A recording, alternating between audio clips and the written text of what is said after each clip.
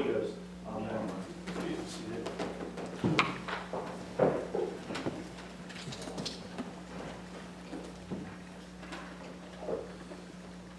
As human beings, I think that we're all very complex, very complicated, and hard to figure out.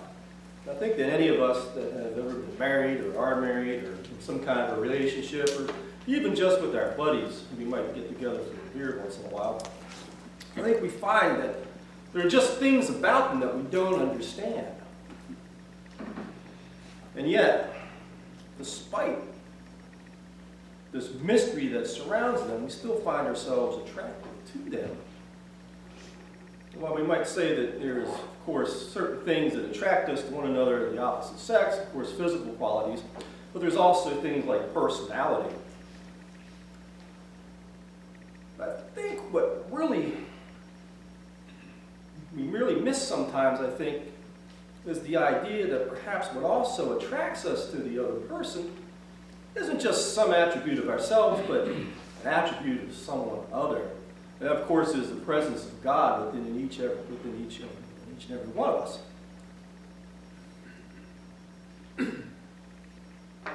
So, each of us is complex, and each of us is a mystery of sorts.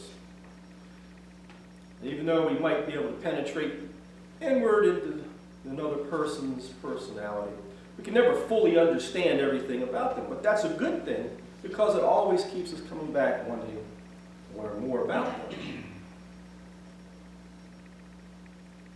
Sir Isaac Newton once said about all of his scientific investigations, "I seem to have been only like a boy playing on the seashore, while the great ocean of truth lay all undiscovered before me." Now we know that Newton was a brilliant man, and yet he admitted that in his search for truth, in his search to know things about God's creation, that the more he understood, the more the mystery opened up to him, and the more unfathomable it seemed. And that he's basically saying that I've only really scratched at the surface. But for all that, what drove Newton, and I think what drives any of us when we want to satisfy our curiosity, is a childlike sense of wonder. And I think that childlike sense of wonder, then, once we get a little taste of what we're investigating, a little taste of what we want to know about, then we thirst and hunger for more. Of course, what we're thirsting and hungering for then is the truth, and the truth of that particular individual, but the truth of the greater cosmos around us. And of course, we're trying to get at the ultimate truth behind all of this. And then we come ahead now to our modern era. We live in a time then where there's so much technology, and there's so much information at our fingertips, and that there's just so many things out there that grab our attention and keep us distracted. And I think we see more and more that so many people then are losing their sense of mystery, losing their sense of desiring and hungering and thirsting for what we call truth. Dr. Jonathan Fang, he's a man who is not unlike Newton. Now, he's a professor of particle physics and astroparticle physics and cosmology at the University of California, Irvine. But he's also a devout Christian. And he writes and speaks extensively on the subject of faith and science. And like Newton, Fang bluntly states that if you scratch the surface of knowledge, people like me will tell you that there's so much that we just don't know. And then he goes on to add that the unknown instills a feeling of wonder and a larger purpose. And we join the great minds of the past and the present working to solve some of the profound mysteries of our time. For me, it's wonderful to go to work every day and explore the things we do not know. This is a way of my getting a glimpse of God, and being a small part of a plan that's much bigger than myself. For all this stuff that we hear so much about science and religion being so diametrically opposed to one another, there's a large body of scientists who beg to differ.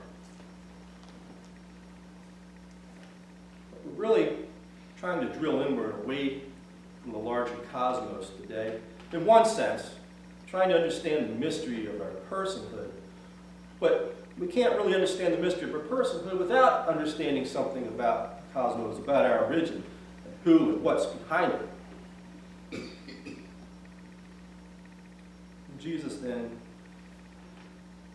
said that unless you become like children, you shall not enter into the kingdom of heaven. So we extrapolate that for just a moment to what we're trying to talk about today. We'd have to say that unless we have a childlike hunger and a childlike sense of wonder, a childlike sense of mystery, that we can never really ever begin to really understand anything about how the cosmos truly works and what's really behind them. And then we cannot even truly begin to understand another person nor ourselves, let alone the mystery of God, nor the glory of his kingdom. Father Phil Bloom, pastor of St. Mary of the Valley Roman Catholic Church in Monroe, Washington, he echoes this sentiment. He says that today's gospel account of the Transfiguration serves to remind us that we see only a small part of the mystery of Jesus, of who he is, or for that matter, the mystery of another human being. And then to illustrate this point, he shared the following story, which was originally told by Dr. Peggy Hartshorn, president of Heartbeat International. And it's a story then of a woman who had finally come to embrace the mystery of, and the wonder of her own unborn child. Father Bloom begins by saying the pregnancy was unplanned and the woman wanted to end it, but she had agreed to an ultrasound before that. And what she saw on the screen then was the outline of her baby, a perfectly formed body, tiny arms and legs. And Dr. Hartshorn said that 75% of women who see an ultrasound decide to keep their baby, but unfortunately 25% do not. And for this woman who was pregnant, it seemed like she was in the category of the 25%, as she kept saying, no, I cannot have this baby. And at that, all of a sudden, the assistant said, reach out and take the baby's hand. And Dr. Hartshorn, she reported that she was quite annoyed with her assistant for saying something that sounded so strange. But as the woman extended her hand out across her stomach toward the monitor, it was as if by divine cue the baby moved his arm. And on the screen, this tiny hand touched his mother's fingers. So in that tiny glimpse, that woman saw the mystery of her unborn child and kept her baby. And that this mystery that she saw inside that baby is the same mystery that's within each of us. And that's the mystery of the image of God within all of us. I know that all of us in our relationships kind of sometimes take one another for granted. I think sometimes we can all be pains in the butts. I know I can. But I think there's also the presence of another person. I think that when they're gone, you miss them. And what you're missing, of course, is them in and of themselves, but you're also missing that more direct contact you have with God that you see inside of them. So when we comprehend then the mystery of God, God's presence in one another, if we really do try to search for God in one another, our perspective then changes. We get a glimpse then of God's beauty within that person, deeply embedded. And then if we really take the time to look at them and to learn something about them, then we discover that God shows us truly something unexpected and wonderful. And then suddenly these people aren't so much an inconvenience or nuisance to us anymore. That's certainly the case what we see in today's gospel. In today's gospel, Jesus then had led John and Peter and James up onto the mountain to pray. And just as a little background, this whole scene unfolds after Jesus had spent much time teaching them about discipleship. And of course, then, as he started to prepare them for what lay ahead, as he announced that he must go up to Jerusalem to die for them. But there on that mountain, before anything could happen, he wants to show them something about himself. He wants to show them something about themselves as well. St. Luke reports that as he prayed, the fashion of his countenance was altered, and his raiment was white and glistening.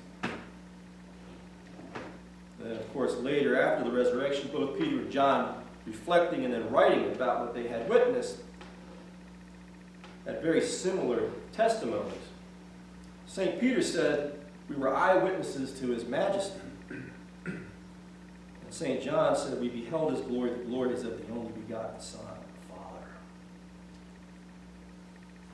So what they beheld them that day up there on that mountain was a very quick, very brief glimpse of who Jesus was and what that meant for them. And in that small little glimpse, Jesus gave them enough to sustain them through the dark times that lay ahead as he journeyed towards his cross. There's also something else that we have to take note of in today's gospel. St. Luke mentions that Moses, who represents the law, and Elias, who represents the prophets, were there with Jesus as well. And they too were bathed in glory. And then he takes further note that at that moment when the cloud had overtaken and enveloped the three apostles, Moses and Elias disappeared. They had been taken back up into heaven. Of course, then what this was meant to signify to the apostles is that Jesus is both the fulfillment of the law and the prophets, as we say here every Sunday. And then finally, as the cloud retreats, the voice of God issues a command. It's a statement and a command. "This is my beloved Son. Listen to him." And what the voice of God is doing in that particular instance is then confirming what Jesus has been teaching about himself when he said, "Whoever sees me sees the one who sent me." And what this means for us then is that in Jesus, God is now fully present. God is fully visible. God is fully accessible to us. But it's also telling us that we're expected to do something. We're expected to come to him. We're expected to fashion our lives after the way of his own living.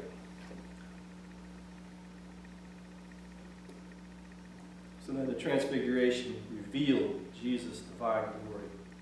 But it also revealed our own calling. And St. Paul reminds us of this in 2 Corinthians. And he says, "And we all who with unveiled faces contemplate the Lord's glory are being transformed into his image with ever-increasing glory, which comes from the Lord, who is the Spirit." So then up there on that mountain, in that brief moment, the apostles got a hint of their vocation, but not just their vocation, but the vocation of all of us who would come after them, following in the footsteps of the Master. So that in gazing upon the glorified Christ, and we gaze upon what God has prepared for us. Father Michael K. Marsh is an Anglican priest from West Texas. And he compares and contrasts the mystery of the Transfiguration to a mirror. He says, "Most of us, I suspect, at some point each day, look in a mirror. We check our hair and our makeup and our teeth and our clothes. Now, mirrors show us what we look like. And while it might be important to know what we look like, it's even more important to know who we are. And that's what this holy feast of the Transfiguration is about. Transfiguration of Christ shows us who we are, reveals our origin and our purpose, and the end to which we must aim. Mirrors show the mere external appearances, but the Transfiguration, however, shows the archetypical beauty within the creation of humanity. And this means then that the Transfiguration is not just a one-time event in history, a happening that begins and it ends, but it's rather a condition or a way of being. Thus, the Transfiguration reveals a present reality, which means the Transfiguration is already present within us and the world. The glorified and transfigured Christ is the prototype of our own creation. So our whole goal then is to work towards bringing that presence of God that dwells within us, out. God calls us to draw more close to Christ so that all of that layer of sin, all of the layers of dirt and evil that have accreted over our souls can be peeled away so that the glory of God that's within each of us can shine forth, and then we can be like our brother Jesus. So as they were up on a holy mountain, Jesus knew the full extent of what lay ahead in Jerusalem, but the apostles didn't have a clue.